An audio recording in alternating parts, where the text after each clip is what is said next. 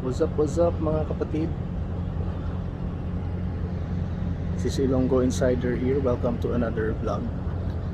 At andito tayo sa Roro ngayon sa Dumangas. It's 7:15 in the morning and ang init na. The sun is all the way up.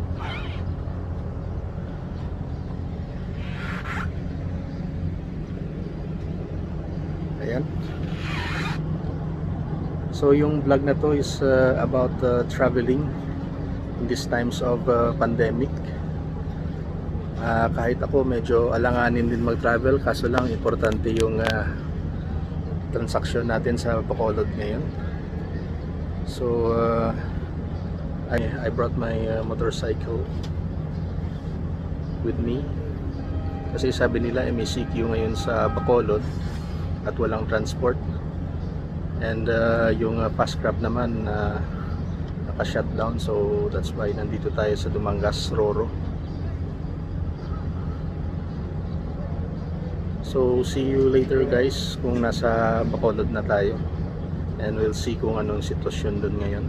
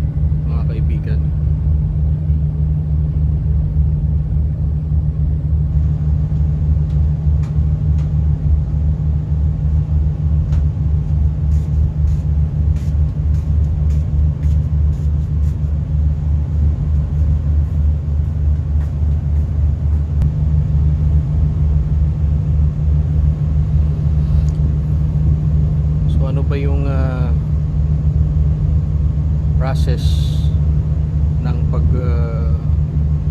travel. So unang una, kuha ka ng barangay clearance,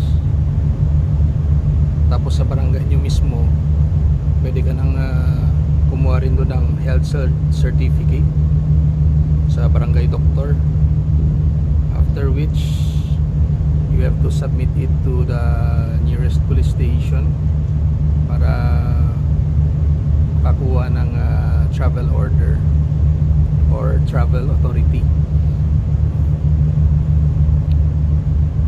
So depende sa purpose mo. Sa akin kailangan mo ring ipakita kung ano yung purpose mo sa pupuntahan mo. So yung sa akin is nag-issue yung company ko para to authorize me to do transaction in yung sa lugar na pupuntahan nyo.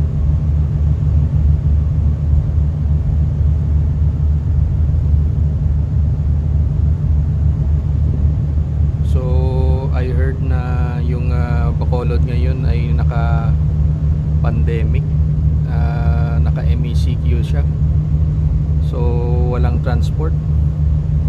So yung fast crab naman from Iloilo to Bacolod, naka shutdown. So wala tayong ibang way to go there but through Roro, roll in, roll off. So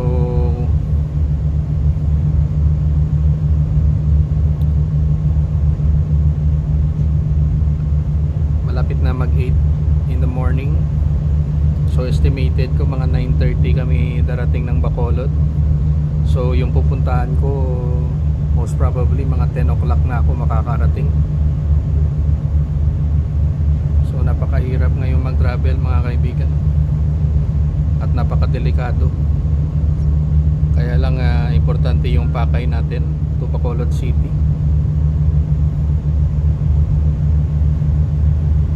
So that is why na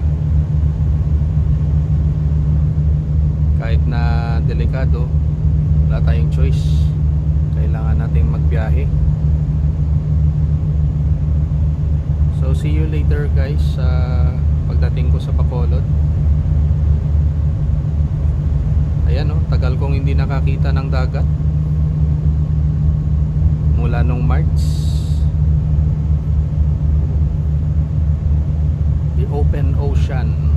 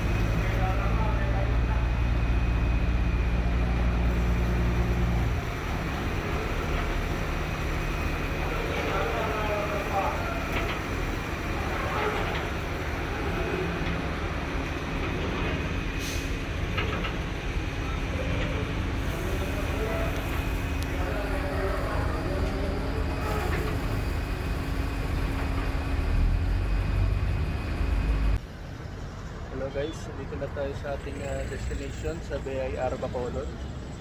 Ayan, my first time to drive here in Bacolod City. Buti na lang may GPS. Hindi ako naligaw. Ayan o.